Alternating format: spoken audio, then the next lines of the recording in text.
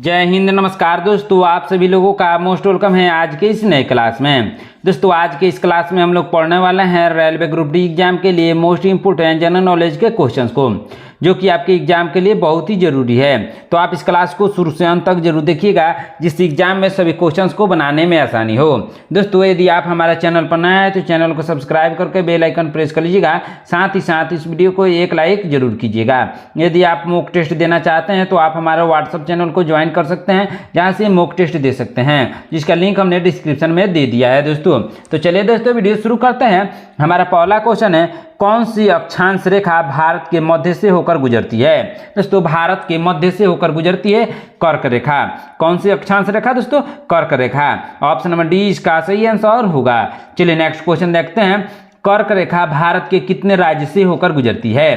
दोस्तों कर्क रेखा भारत के 8 राज्य से होकर गुजरती है। कितने राज्य से होकर गुजरती है दोस्तों? 8 राज्य से। ऑप्शन नंबर डी इसका सही आंसर होगा। दोस्तों आप लोगों को कमेंट करके बताना है इन 8 राज्यों के नाम किस किस राज्य से होकर गुजरती है कर्क रेखा। चलिए नेक्स्ट क्वेश्चन देखते हैं। बहुत ही इंपोर्टेंट क्वेश्चन है। भारत की पूर्व से पश्चिम तक की लंबाई कितनी है? दोस्तों भारत की पूर्व से पश्चिम तक की लंबाई है 2933 किलोमीटर, यानी 2933 किलोमीटर है। ऑप्शन नंबर बी इसका सही आंसर होगा। चलिए नेक्स्ट क्वेश्चन देखते हैं दोस्तों। भारत की उत्तर से दक्षिण तक की लंबाई कितनी है? दोस्तों भारत की उत्तर से दक्षिण तक की लंबाई है 3214 किलोमीटर, यानी 3214 किलोमीटर। ऑप्शन नंबर बी इसका सही आंसर होगा। चलिए नेक्स्ट क्वेश्चन देखते हैं। भारत का क्षेत्रफल विश्व के कुल भौगोलिक क्षेत्रफल का कितना है? दोस्तों भारत का क्षेत्रफल विश्व के कुल भौगोलिक क्षेत्रफल का 2.4% है। कितना है? 2.4%। ऑप्शन नंबर बी इसका सही आंसर होगा। चलिए नेक्स्ट क्वेश्चन देखते हैं। क्या क्वेश्चन, भारत किस गोलार्ध में अवस्थित है? दोस्तों भारत उत्तरी पूर्वी गोलार्ध में स्थित है। किस गोलार्ध में दोस्तों? उत्तरी पूर्वी गोलार्ध में स्थित है। ऑप्शन नंबर ए इसका सही आंसर होगा।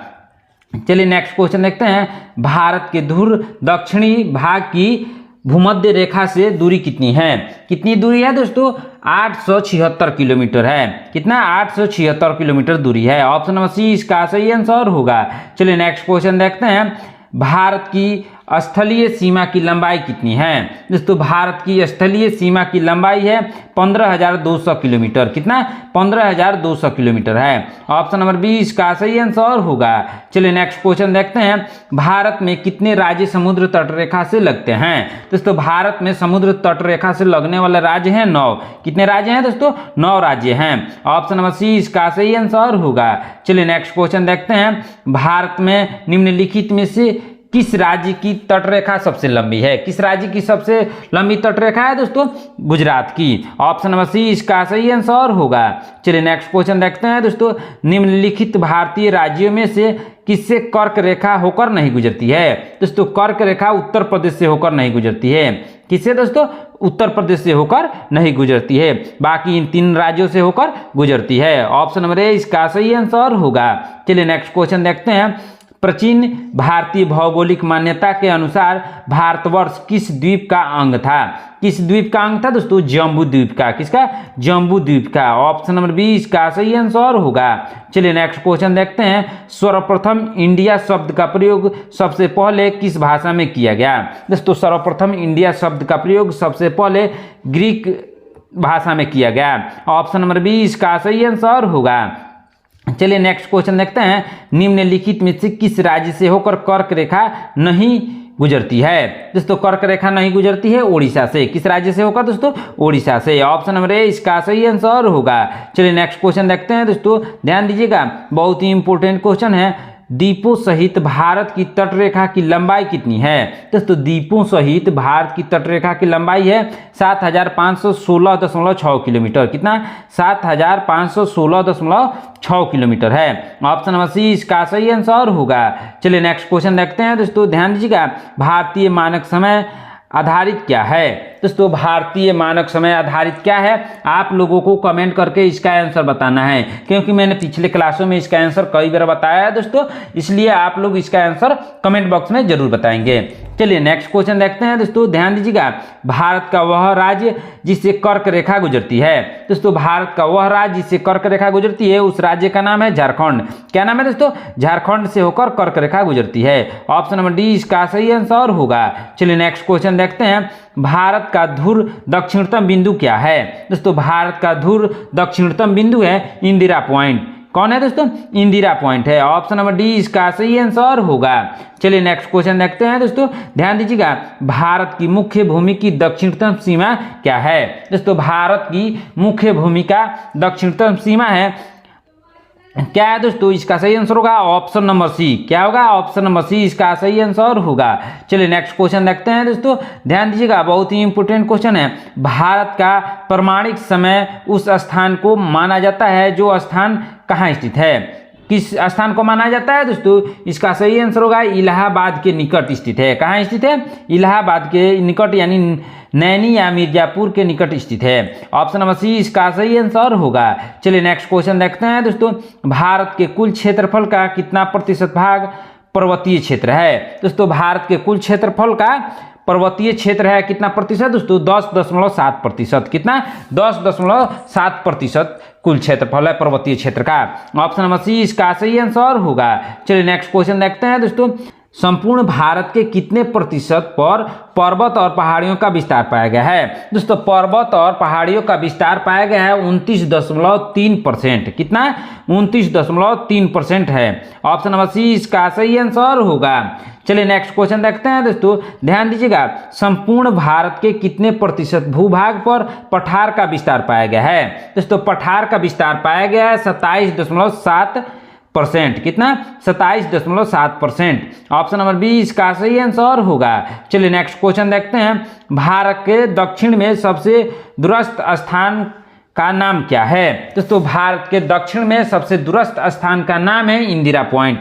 क्या नाम है दोस्तों? इंदिरा पॉइंट नाम है। ऑप्शन नंबर सी इसका सही आंसर होगा। चलिए नेक्स्ट क्वेश्चन देखते हैं, भारत की तट रेखा की लंबाई लगभग कितनी है? दोस्तों भारत की तट रेखा की लंबाई लगभग है 6100 किलोमीटर। कितना? 6100 किलोमीटर है। ऑप्शन नंबर ए इसका सही आंसर होगा। चलिए नेक्स्ट क्वेश्चन देखते हैं दोस्तों, निम्नलिखित में से कौन सा स्थान भूमध्य रेखा के निकट स्थित है? दोस्तों भूमध्य रेखा के निकट स्थित है इंदिरा पॉइंट। कौन सा स्थान? Indira point. Option number C इसका सही आंसर होगा। चलिए नेक्स्ट क्वेश्चन देखते हैं, भारत का दक्षिणतम स्थान इंदिरा पॉइंट निम्नलिखित में से कहाँ अवस्थित है? दोस्तों इंदिरा पॉइंट अवस्थित है अंडमान निकोबार द्वीप समूह में। कहाँ?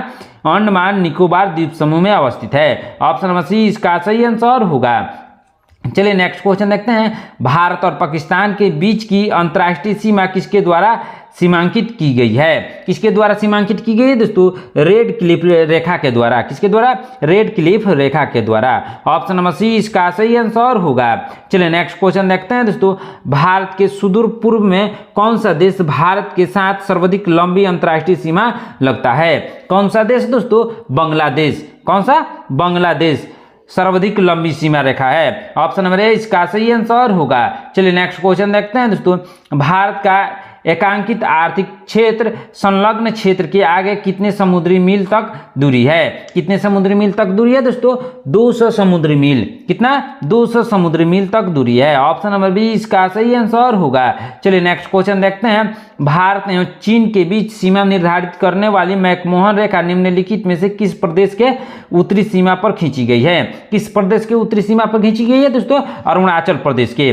किस प्रदेश के? अरुणाचल प्रदेश के। ऑप्शन नंबर सी इसका सही आंसर होगा। चलिए नेक्स्ट क्वेश्चन देखते हैं, क्या है क्वेश्चन? भारतीय भूभाग का सर्वाधिक उत्तरी भाग कौन सा है? दोस्तों भारतीय भूभाग का सर्वाधिक उत्तरी भाग है इंदिरा कौल।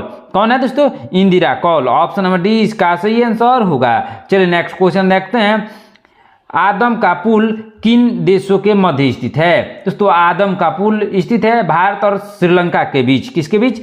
भारत और श्रीलंका के बीच। ऑप्शन नंबर सी इसका सही आंसर होगा। चलिए नेक्स्ट क्वेश्चन देखते हैं दोस्तों, बहुत ही इंपोर्टेंट क्वेश्चन है, संपूर्ण भारत के कुल कितने प्रतिशत भूभाग पर मैदान का विस्तार पाया गया है? कितने प्रतिशत भाग का पर मैदान का विस्तार पाया गया है दोस्तों? 43% भाग पर मैदान पाया गया है। ऑप्शन नंबर डी इसका सही आंसर होगा। चलिए नेक्स्ट क्वेश्चन देखते हैं दोस्तों। निम्नलिखित द्वीपों के युग्म में कौन सा 10 डिग्री सेल्सियस जलमार्ग द्वारा आपस में पृथक किया जाता है? कौन सा दोस्तों? इसका सही आंसर होगा अंडमान और निकोबार। कौन सा? अंडमान और निकोबार। ऑप्शन नंबर ए इसका सही आंसर होगा। चलिए नेक्स्ट क्वेश्चन देखते हैं दोस्तों, ध्यान दीजिएगा। डंकन पास किसके बीच में अवस्थित है? दोस्तों डंकन पास अवस्थित है दक्षिण अंडमान और छोटा अंडमान। कौन सा अंडमान दोस्तों? दक्षिण अंडमान और छोटा अंडमान। ऑप्शन नंबर बी इसका सही आंसर होगा। चलिए नेक्स्ट क्वेश्चन देखते हैं दोस्तों। दीव एक द्वीप है, यह कहाँ स्थित है? दोस्तों दीव एक द्वीप है, यह स्थित है कहाँ पे दोस्तों? गुजरात के तट पर। कहाँ? गुजरात के तट पर स्थित है। ऑप्शन नंबर सी इसका सही आंसर होगा। चलिए नेक्स्ट क्वेश्चन देखते हैं। निम्नलिखित में से किस देश के साथ भारत की अंतर्राष्ट्रीय सीमा नहीं लगती है? किस देश के साथ अंतर्राष्ट्रीय सीमा नहीं लगती है दोस्तों? श्रीलंका के साथ। किसके साथ? श्रीलंका के साथ। ऑप्शन नंबर डी इसका सही आंसर होगा। चलिए नेक्स्ट क्वेश्चन देखते हैं। भारत की प्रादेशिक जल सीमा कितने समुद्री मील तक लगती है? कितने समुद्री मील तक लगती है दोस्तों? 12 समुद्री मील तक लगती है। कितना? 12 समुद्री मील तक। ऑप्शन नंबर ए इसका सही आंसर होगा। दोस्तों यदि आप हमारे चैनल पर नए हैं तो चैनल को सब्सक्राइब करके बेल आइकन प्रेस कर लीजिएगा। साथ ही साथ इस वीडियो को एक लाइक जरूर कीजिएगा। आज का क्लास बहुत ही इंपॉर्टेंट है दोस्तों, ध्यान से देखिएगा। और जिस क्वेश्चन का आंसर आपको मालूम है आप लोग कॉमेंट बॉक्स में जरूर बताइएगा दोस्तों, जिससे आपका रिविजन होता रहेगा। चलिए नेक्स्ट क्वेश्चन देखते हैं। क्या है क्वेश्चन? भारत का संलग्न क्षेत्र कितने समुद्री मील तक है? दोस्तों भारत का संलग्न क्षेत्र है 24 समुद्री मील तक। कितना? 24 समुद्री मील तक। ऑप्शन नंबर बी इसका सही आंसर होगा। चलिए नेक्स्ट क्वेश्चन देखते हैं। निम्नलिखित में से कौन सा देश भारतीय उपमहाद्वीप के अंतर्गत शामिल नहीं किया गया है? कौन सा द्वीप दोस्तों? इसका सही आंसर होगा श्रीलंका। ऑप्शन नंबर सी इसका सही आंसर होगा। चलिए नेक्स्ट क्वेश्चन देखते हैं दोस्तों, बहुत ही इंपॉर्टेंट क्वेश्चन है। श्रीलंका को भारत से पृथक कौन करता है? दोस्तों श्रीलंका को भारत से पृथक करता है कौन दोस्तों? पाक जलडमरू मध्य यानी पाक स्टेट। ऑप्शन नंबर सी इसका सही आंसर होगा। चलिए नेक्स्ट क्वेश्चन देखते हैं। भारत और चीन के बीच सीमा बनाने वाली रेखा कौन सी है? दोस्तों भारत और चीन के बीच सीमा बनाने वाली रेखा है मैकमोहन रेखा। कौन सा रेखा दोस्तों? मैकमोहन रेखा। ऑप्शन नंबर बी इसका सही आंसर होगा। चलिए नेक्स्ट क्वेश्चन देखते हैं। निम्नलिखित में से किस भारतीय राज्य की समुद्री तटरेखा सबसे छोटी है? किस भारतीय राज्य की समुद्री तटरेखा सबसे छोटी है दोस्तों? गोवा की। ऑप्शन नंबर ए इसका सही आंसर होगा। चलिए नेक्स्ट क्वेश्चन देखते हैं। क्या है क्वेश्चन? इंडियन स्टैंडर्ड टाइम की ग्रीनविच मेन टाइम में कितना अंतर है? कितना अंतर दोस्तों? 5 घंटे 30 मिनट का अंतर है। कितना? 5 घंटे 30 मिनट का अंतर है। ऑप्शन नंबर सी इसका सही आंसर होगा। चलिए नेक्स्ट क्वेश्चन देखते हैं। दीव कौन सी खाड़ी में अवस्थित है? दोस्तों दीव अवस्थित है खंभात की खाड़ी में। किस खाड़ी में दोस्तों? खंभात की खाड़ी में। ऑप्शन नंबर बी इसका सही आंसर होगा। चलिए नेक्स्ट क्वेश्चन देखते हैं। निम्नलिखित में से कौन सा द्वीप भारत और श्रीलंका के मध्य अवस्थित है? दोस्तों भारत और श्रीलंका के मध्य अवस्थित है रामेश्वरम। कौन सा द्वीप दोस्तों? रामेश्वरम। ऑप्शन नंबर डी इसका सही आंसर होगा। चलिए नेक्स्ट क्वेश्चन देखते हैं। लक्षद्वीप समूह में द्वीपों की संख्या कितनी है? दोस्तों लक्षद्वीप समूह में द्वीपों की संख्या है 36। कितना है दोस्तों? 36 द्वीप हैं। ऑप्शन नंबर सी इसका सही आंसर होगा। चलिए नेक्स्ट क्वेश्चन देखते हैं। थार मरुभूमि कहाँ है?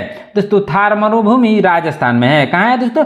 राजस्थान में। ऑप्शन नंबर बी इसका सही आंसर होगा। चलिए नेक्स्ट क्वेश्चन देखते हैं। सबसे छोटी स्थलीय सीमा भारत के किस देश के साथ है? दोस्तों सबसे छोटी स्थलीय सीमा भारत के भूटान के साथ है। किस देश के साथ है दोस्तों? भूटान के। ऑप्शन नंबर डी इसका सही आंसर होगा। चलिए नेक्स्ट क्वेश्चन देखते हैं दोस्तों, बहुत ही इंपॉर्टेंट क्वेश्चन है। क्या है क्वेश्चन? भारत का कौन सा भू आकृति विभाग प्राचीनतम है? दोस्तों भारत का कौन सा भू आकृति विभाग प्राचीनतम है? प्रायद्वीपीय पठार। कौन है दोस्तों? प्रायद्वीपीय पठार। ऑप्शन नंबर सी इसका सही आंसर होगा। चलिए नेक्स्ट क्वेश्चन देखते हैं दोस्तों, ध्यान दीजिएगा, बहुत ही इंपॉर्टेंट क्वेश्चन है। गारो, खासी और जयंती पहाड़ियां यानी मेघालय उत्पत्ति की दृष्टि से निम्नलिखित में से किसका भाग है? किसका भाग है दोस्तों? पूर्वोत्तर की पहाड़ियों का। किसका? पूर्वोत्तर की पहाड़ियों का भाग है। ऑप्शन नंबर बी इसका सही आंसर होगा। चलिए नेक्स्ट क्वेश्चन देखते हैं। वर्तमान में भारत के किस स्थान को सफेद पानी के नाम से जाना जाता है? दोस्तों सफेद पानी के नाम से जाना जाता है सियाचिन को। किसको? सियाचिन को। ऑप्शन नंबर डी इसका सही आंसर होगा। चलिए नेक्स्ट क्वेश्चन देखते हैं। निम्नलिखित में से कौन सा तट पश्चिमी तट का भाग नहीं है? दोस्तों पश्चिमी तट का भाग नहीं है कोरोमंडल तट। कौन सा तट दोस्तों? कोरोमंडल तट। ऑप्शन नंबर डी इसका सही आंसर होगा।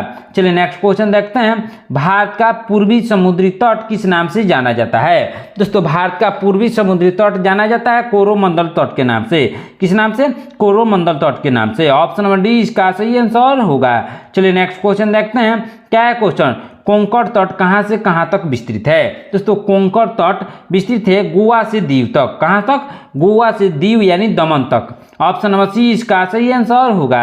चलिए नेक्स्ट क्वेश्चन देखते हैं। लक्षद्वीप समूह के द्वीपों की उत्पत्ति किस प्रकार हुई है? दोस्तों लक्षद्वीप समूह के द्वीपों की उत्पत्ति हुई है प्रावल उत्पत्ति से। किसे? प्रावल उत्पत्ति से। किसे दोस्तों? प्रावल उत्पत्ति से हुई है। ऑप्शन नंबर सी इसका सही आंसर होगा। चलिए नेक्स्ट क्वेश्चन देखते हैं। भारतीय क्षेत्र में स्थित दो ज्वालामुखी द्वीप कौन से हैं? दोस्तों भारतीय क्षेत्र में स्थित दो ज्वालामुखी द्वीप है बैरन और नारकोंडम। कौन है? बैरन और नारकोंडम है। ऑप्शन नंबर सी इसका सही आंसर होगा। चलिए नेक्स्ट क्वेश्चन देखते हैं।